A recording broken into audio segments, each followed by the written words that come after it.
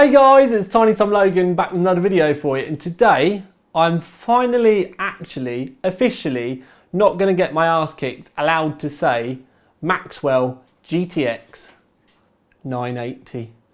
It's here. It's not as dear as you would think, but it uses so much less power than I was prepared for. Now, I'm not going to mess around. I'm going to take you straight in. We're going to have a look at the card. We're going to have a look at the other cards because there are quite a few of them scattered around the office. I'm going to talk to you about some of the specs, show you some slides, all that kind of stuff.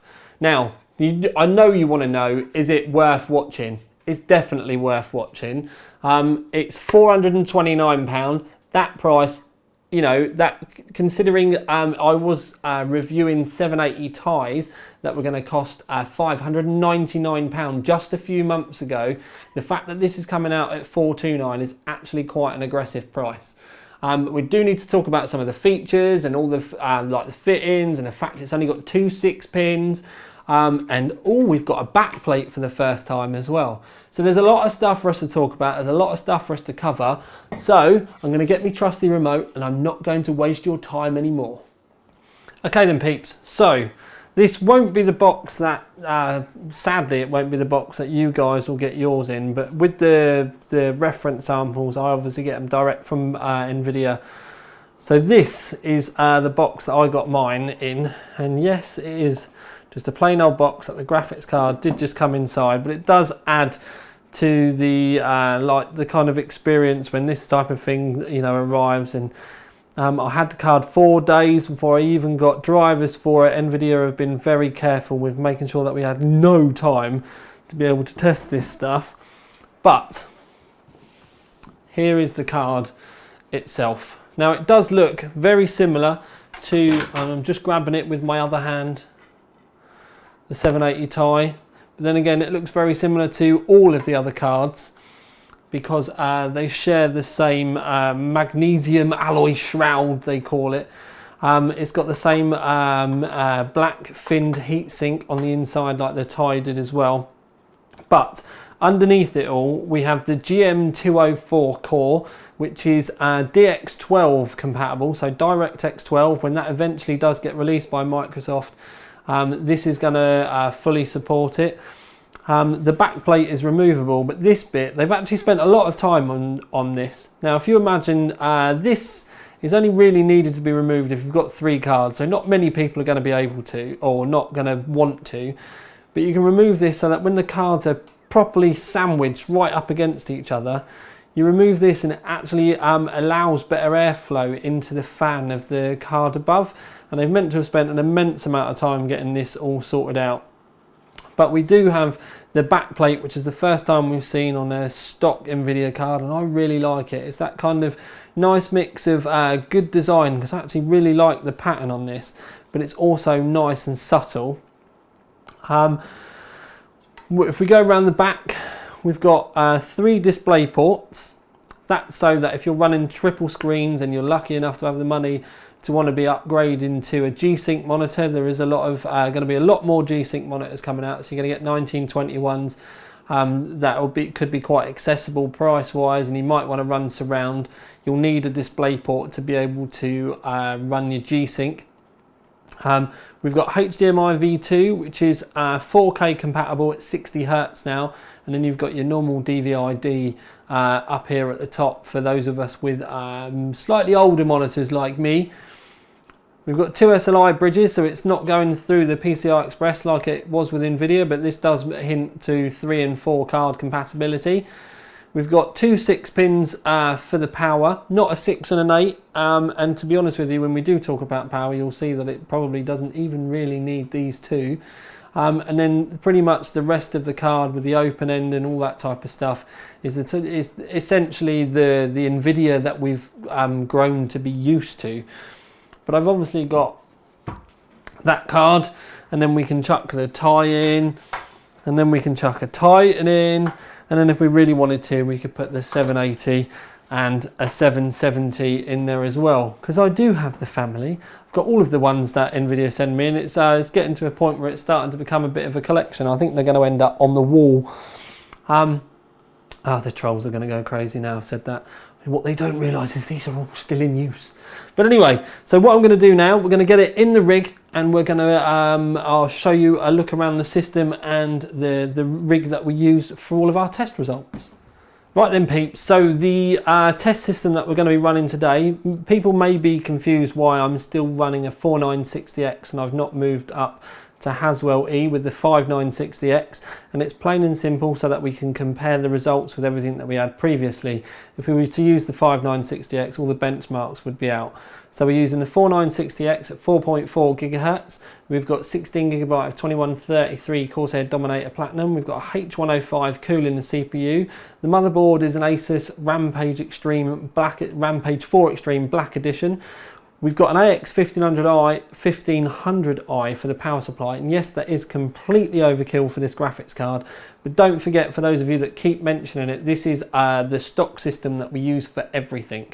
So that power supply there is overkill for pretty much most of the reviews that we do, but it does mean that when we do drop in 2295s or a couple of Titan Zs, we've got the power there and it doesn't skew anything up. We've got a GTX Neutron 240GB Corsair solid state drive for the operating system, and then we've got a Force LS 240GB drive for all the benchmarks, Steam, Uplay and Origin. That, peeps, is pretty much your lot. So what I'm going to do now is move on to power draw and temperatures. Okay then, so we have had Unigine running, and I'm just going to quit it so that we can go down to this. So essentially, first things first, up in this corner, max power in 348.1. That is where we take all of our results from. So 348 watts is the watts that we've taken from the full system, and we take it from the wall, so the power supply is included in that as well. We do know that our power supply, our test system with the smallest graphics card we can possibly put in it, because it hasn't got an iGPU in the CPU, is around 215 watts. So around 135, 140 watts ish is what we can say is the graphics card. Now some of that is partially going to be because of the load that's going to be put on the CPU as well, because things do go up for both. But as we have done with all of the graphics cards, this is the kind of terminology, this is the way we calculate the watts for the graphics card. So we leave the basic system and anything more goes from that, because generally the graphics makes the biggest difference with this. So essentially you've got about 140 watts there. But if I was to bring the graph up for you, essentially what we can see is the 980 you can see there is in red. The 970 gaming, it might seem strange that it's 3 watts above, but the explanation for that is the factory overclock, the fact that there's more fans there. There's a few factors that we do need to consider. But let's have a look. We've got the R9280X, 434 watts, so almost 100 watts more.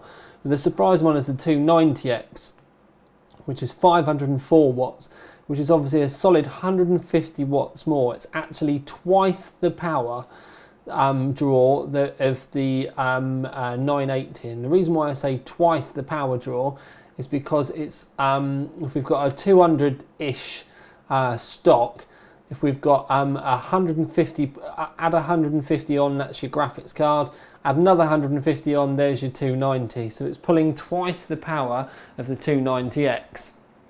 Also what we can do, if we go back, is we can have a look up here, and what I'm going to do is I'm going to just move the camera briefly and just zoom you in, and then essentially what we can see is we've got our stock speeds here, GPU, memory, and then the boost.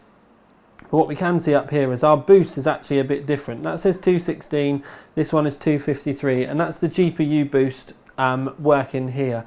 Goes up to 80 degrees and it will boost you up. Now you can still overclock past that point, but the boost will always try and boost it that little bit further as well. One thing to keep in mind with the boost is the fan profile has been left on auto, so it's actually been very, very quiet throughout all of the testing. You can see that the fan speed's only gone up to 52%, and that's actually incredibly quiet with this. We can see down here that we have gone amazingly over 100% TDP. We've got 100% there, so we know that it's the Valley program itself has been maxing this out. So we can also see that we've got a little bit of an unexpected overclock there, both on the GPU core and the memory, because that's 1752. Oh, actually, it's not done it this time. The time before, I do apologise, it had gone up a little bit further, but it's not on this one. But the CPU, the GPU, sorry, is up to 1253, up from 1216, and that's obviously a boost up from 1127 anyway. So you get one boost where it should be, and then it's gone that little bit further because of the cooling. So all of those things are stuff for you to keep in mind. But with our stock results, what we're going to do is move on to the rest of the review, and I think it's time for some benchmarks. Okay then peeps, so benchmark wise we're going to start off with Firestrike, and we've got all of them here, and Cloudgate. The one that's highlighted is Cloudgate, but that's just to kind of draw your eye in.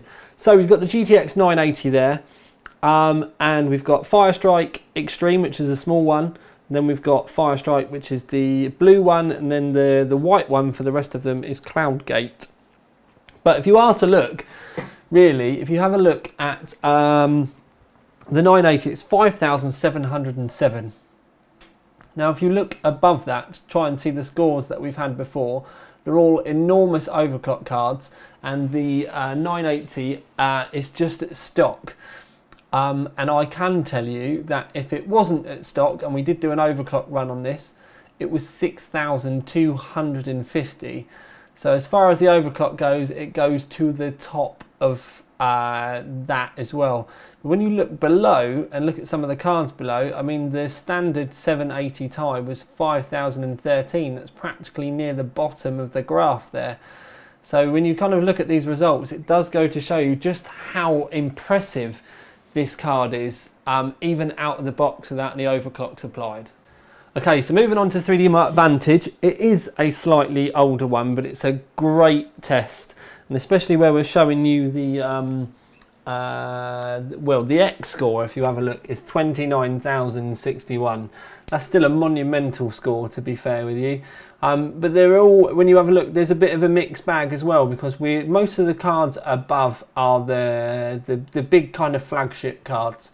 The 290X Lightning that's there, the Mars card, the GTX 980 Ti Phantom. There's all the big bollocks cards at the top, really, is the best way that I can put it. When you get back to the normal ones, I mean, we've still got the game with Titans there below, the Nvidia 780 Ti is below. So in this one, it's more of a mixed bag, and they're actually a lot closer than you'd think. But again, this was a stock card, and pretty much all the cards above it are factory overclock versions, or ones that I've overclocked personally as well.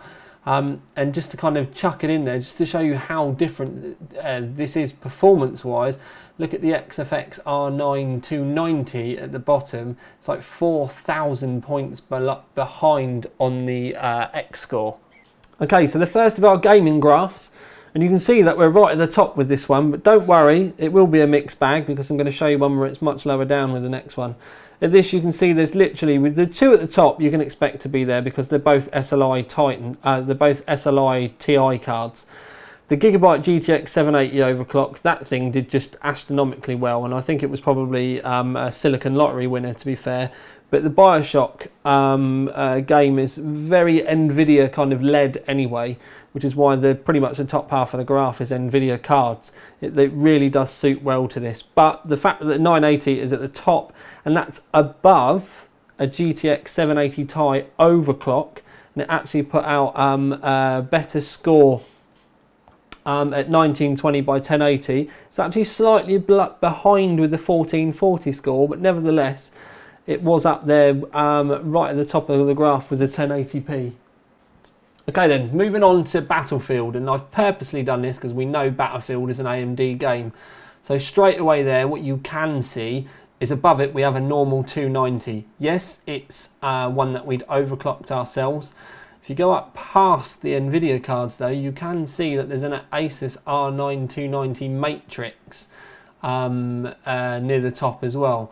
So you can see that you've got a couple of good AMD cards in that top section, and the 980 is actually behind the factory overclocked and manually overclocked 780 ties there. But again, don't forget, these were scores with very early drivers. It's the first driver that we'd been given. Also, it was at stock as well. Right then, peeps, on to the conclusion, and I have tried to keep things slightly more downbeat with this one, and by that I mean not so long. So if you want to see the full review, make sure you click on the link and go to the main website where you can see all the graphs and all the comparisons with all of the other cards and all of the other games and benchmarks and stuff that we've done. So, housework done. Now we need to talk about award. Now it's undoubtedly a gold award, but it's also kind of, there's a few little bits and bobs that I want to talk about with it as well. Now, the gold award, at the end of the day, one thing that we do have to get very clear right from the start is this thing is, you know, reference card for reference card, which is what this technically is. It's stock clocks, and we've purposely kept it that way as well. To be fair, if we'd done the overclock, there'd have been so much of a bigger gap, it would have been at the top of all of them.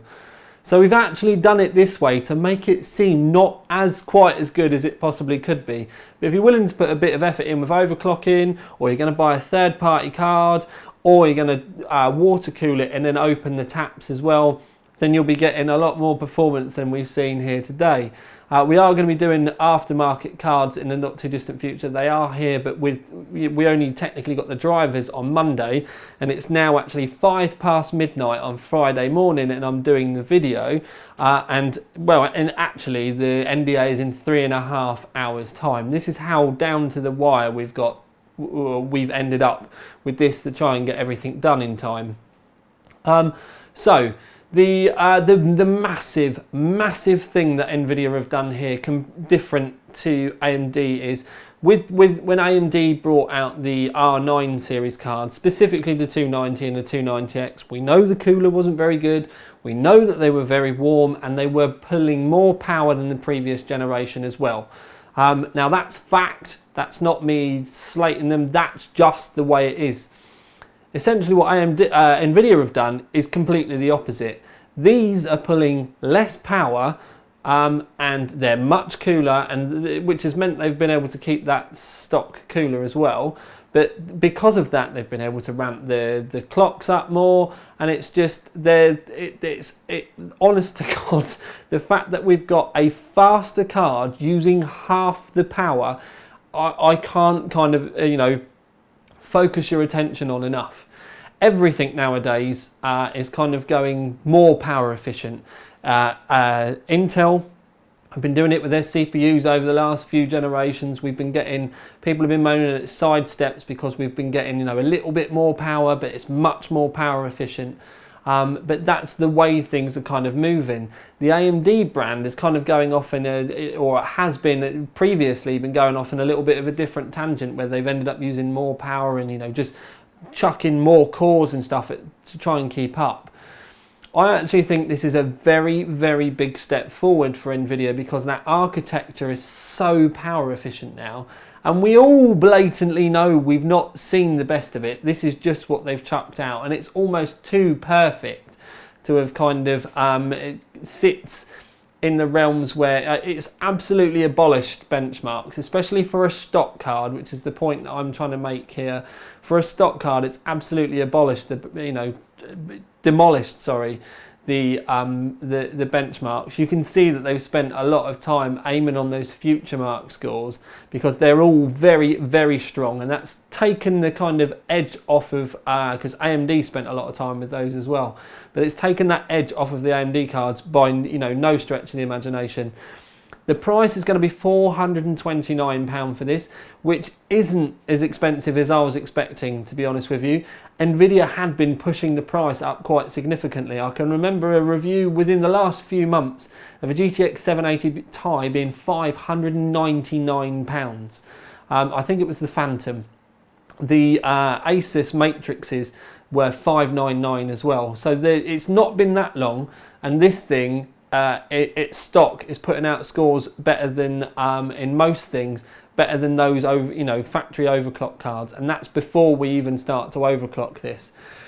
With Firestrike Extreme, we got, you know, an epic score of 5,700, but I can confirm I've done some overclock testing with this, and it pumped out a 6,250 score, which would have meant in that graph it would have only been beaten by the SLI tests that we've done.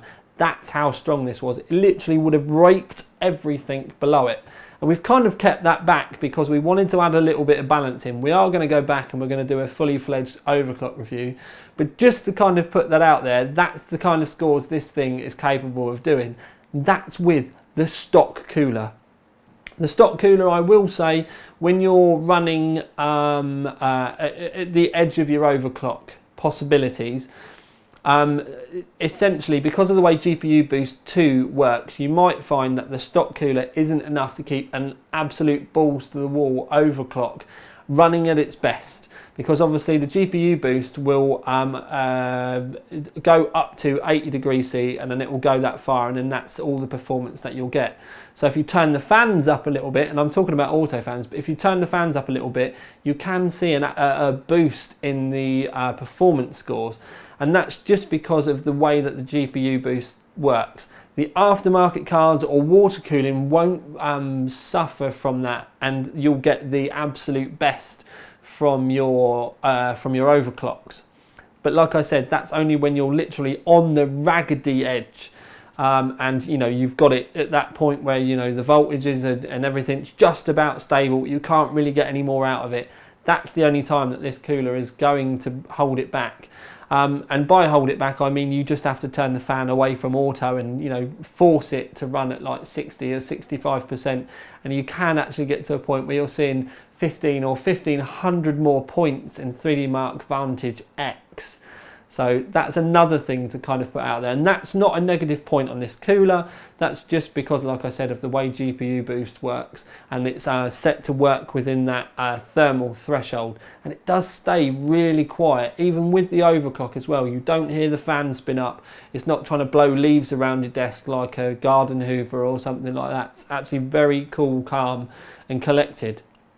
The reason why I said it's a little bit, you know, either is I actually personally make sure you go and watch the other 970 video that we're going to be putting up shortly, if not at NDA. It really depends if I get enough time.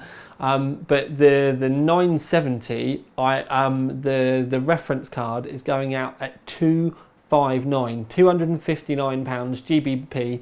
I've got an MSI one here, and that's 275. I've got the sexy one that they've been shouting about all online. So make sure you go and look at that review. If it's not up for NDA, it'll be up shortly after, and that's again just because we've come down to being very, very short on time.